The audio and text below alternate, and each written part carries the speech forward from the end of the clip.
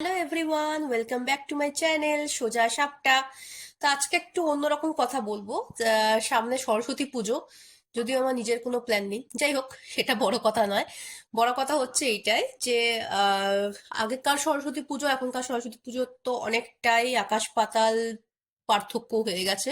কিন্তু তা বলে আমি একদমই এখনকার সরস্বতী পুজো ট্রেন্ডিং এর সাথে কোনো রকম কোনো মতবিরোধ প্রকাশ করতে আসিনি। তো অবশ্যই যারা ইয়ং জেনারেশন বাচ্চারা ভালো করে শাড়ি পরে ধুতি পাঞ্জাবি পরে কাপলসরা বেরো। আর অবভিয়াসলি যারা বলো সরস্বতী পুজো মনে বাঙালিদের প্রেম করার দিন, তো অবশ্যই ভাই বাচ্চারা প্রেম করতে যদি চায় করতে দিন, আমি সবাইকে এটাই বলবো। কোনো অসুবিধা নেই, আমি কিন্তু কোনো এগেনস্টে কথা বলছি না।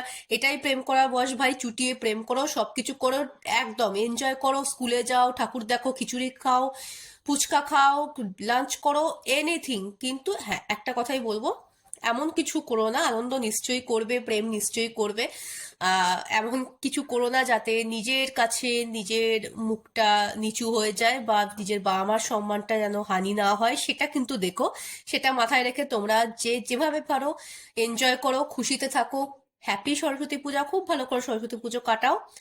আর পড়ে রইলাম আমি, এক্সেপশনাল কেস, কি করব, আমার ঘোরা হবে না, কিন্তু অবভিয়াসলি তোমরা সবাই খুব আনন্দ করো। সো সবাই ভালো করে সরস্বতী পুজো কাটাও। শুভ বসন্ত পঞ্চমী। ভিডিও কিন্তু ভালো লাগলে অবশ্যই লাইক কমেন্ট আর শেয়ার করে দিও।